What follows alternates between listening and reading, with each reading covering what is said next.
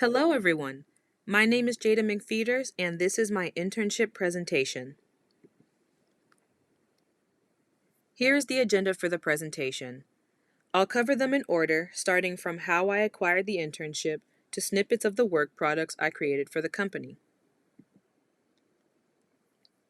Before we dive further into the presentation, a little about myself first. I was born in Dallas, Texas, and have lived here my entire life up until this point. For undergraduate, I attended UT Arlington and graduated with a Bachelor's of English with a minor in creative writing because I wanted to be an author since I was 9 years old. However, junior year of UTA, I learned just how difficult it was to keep a sustainable income on an author job alone, as well as the deeper tribulations that came with publishing a book and even getting someone to read it in the first place. I panicked, wondering what I was going to do with my life with an English degree since I had no desire to be a teacher. One of the most influential professors in my undergrad career, a man by the name of Dr. Timothy Ponce, encouraged me to pursue technical writing since I still wanted to write for a living, but mostly be left to my own devices. By the following fall, I signed up for a master's in technical communication and am now expected to graduate in May 2022. So, I actually acquired this internship through networking with some previous employees from UT Southwestern Medical Center, where I once worked as a student intern one summer. In my networking, I got in contact with Dr. Mark DeHaven, who was once at UT Southwestern before moving to North Carolina to continue his work. He needed someone to do a core assessment for his organization, UCITY Family Zone, so he and I met and discussed via Zoom. So, what exactly is UCITY Family Zone? It's a place-based partnership initiative in Charlotte, North Carolina. The UCITY stands for University City, the area that surrounds the University of North Carolina at Charlotte, or UNCC. The Family Zone is focused on a 17.5 square mile area in northeastern Charlotte, as you can see in the map to the right, where it encompasses several neighborhoods around the university.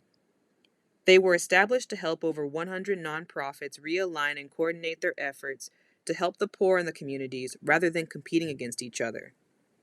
Their goals are to empower communities, increase opportunity, and improve the quality of life for people living in the neighborhoods, as this part of North Carolina was essentially left behind.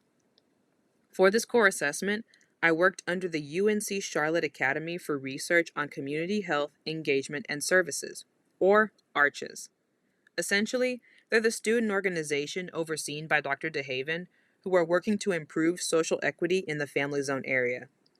Though Dr. DeHaven was my main supervisor, he couldn't always be there to track my progress, so he had another lovely student named Alyssa Benzinger, a Master's of Public Health student, to directly oversee my work and coordinate my assessment progress with me. This is a brief wide shot of the UNCC.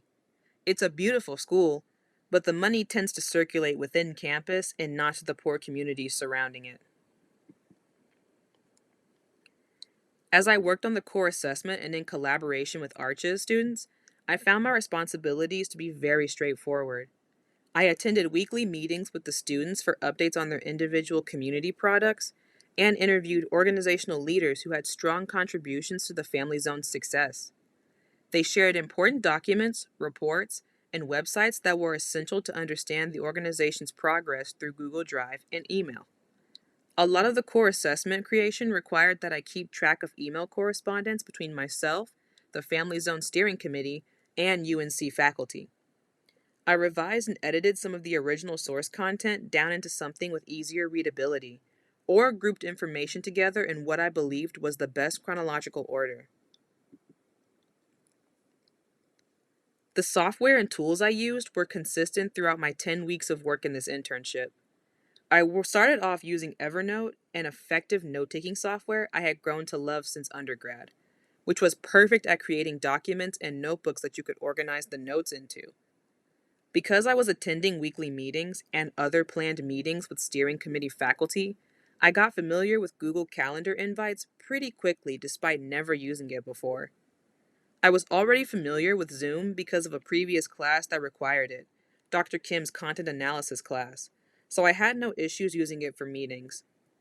As for the assessment itself, I decided to use Canva for its wide range of templates versus Microsoft's usual PowerPoint. Funny enough, I had used Canva for one of Dr. Becker's previous classes. I believe it was grants and proposals, but I didn't know what I was doing at all. Creating a presentation this time around with the extended time I was given was phenomenal, and Dr. DeHaven was very impressed with the work I'd created. Eventually, Arches got access for a pro account, which unlocked many more features that I then got to use for this presentation. Now, I've mentioned a core assessment several times up until now, but hadn't really explained it. A core assessment is normally written to assess the strengths and weaknesses of an organization, and even helps to plan a roadmap for where the company wants to go in the future. It's definitely not unlike the client work I did in Dr. Kim's content analysis class. However, into my creation of the assessment, Dr. DeHaven informed me that he wanted me to change the focus of the assessment from strengths and weaknesses to explaining the UCITY family zone in its entirety, since most of the family zone area wasn't fully aware of what the organization was or what it was accomplishing. Therefore, I changed the scope of the assessment to focus on explaining the family zone and all of the various organizations and businesses that have partnered with them for 3 years to become what they are today. While it may seem insignificant, my first work product is actually my research notes in Evernote. To the right of the screen is a screenshot of the various notebooks I created for my compiled notes, including a separate notebook of notes from graduate classes I felt would be relevant to help me later on, should I need them. In the beginning planning stages of the assessment, I met with Alyssa and another steering committee faculty member named Camille Gossett, who helped me plan out my course of the assessment over my 10-week internship. Since I was doing this internship remotely and needed to become familiar with the organization's business, they dedicated 3 weeks for me to research the family zone for all possible information to include in the assessment. I reviewed everything from their main website to partnering organizations' websites to progress reports of the family zone and their actions through COVID. I created an assessment outline in my notes, and both supervisors asked me to share it for their own notes. This next page shows a screenshot of one of my notes. Just about all of these look like this, with chunks of information such as what the corresponding organization is, what they do, and any objectives they are accomplishing now or have for the future. The second work product is an actual screenshot of one of the Canva presentation pages, namely the title page that I'm very proud of. Canva has a magnificent feature where it will pull colors from any photo that you can use at your discretion. I used 2 colors from the UCITY Family Zone's original logo for the color scheme, though I darkened the dark blue a bit more to add that visual difference. I used a background photo from the university and faded it into the background so that it didn't take away from the title or the logo. While I was worried the background was too loud in comparison to the text, Dr. DeHaven said it surpassed expectations and insisted I kept it. The second work product image here is one of the infographic slides I created for Dr. DeHaven himself. I created similar infographics like this for the other steering committee faculty to bring the assessment to life and show how welcoming the family zone is to the people they're trying to help. With Canva's Pro feature, I gained access to speech bubbles, and I made sure the photos similar to this one were given proper titles with white font for readability on the dark blue backgrounds. This internship was, for me personally, a welcoming first step into the working world, and I even got to educate those I worked with on the skills I learned in my classes. One crucial factor I learned was that communication is definitely key. Email correspondence and meetings were the best way I got access to necessary information for the presentation, and many of the faculty I engaged with were very open about their goals and friendly in their dispositions. I also got to eagerly apply skills from previous classes.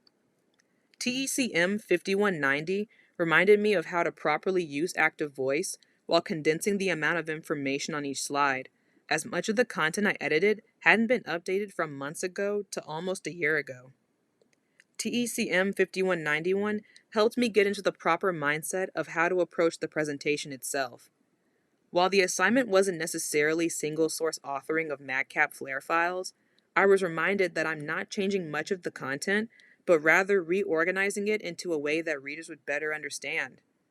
This helped me plan out the structure of the assessment and determine what information needed to go to the corresponding topics. I even created a hyperlinked table of contents. TECM 5280 helped me with the bulk of the assessment presentation, as I relied upon design lessons such as don't use more than 2 to 3 colors and CRAP principles to keep each page uniform in its colors, geometric patterns, and text boxes. However, much like any project, there were some challenges along the way. While corresponding with faculty was a bonus to getting the information I needed, I had to learn how to have patience with the rate at which I would get answers back. There were even a couple of times I had to resend emails and CC Dr. DeHaven on them to really get the ball rolling, as he was then able to ask his colleagues to give me a response much sooner. Although it's a smaller challenge, it was a personal challenge of patience with my perfectionist habits, as I had to keep deleting presentation pages and recreate them when I didn't feel like I conveyed a certain topic in the best way possible. Even with guidance and tips from my immediate supervisor, I had to keep messing with design slides that would allow me to fill in the information I wanted, but not be overbearing with its patterns. Looking back on this project, I would like to create multiple versions of the presentation in different Canva templates, the way I could. Even though the template I chose worked for what I needed, like anything else, I do agree it's best to have multiple rough drafts to compare before really diving into the work. Still, if it's not broken, you don't always have to fix it. And that is all for my presentation. Thank you for watching.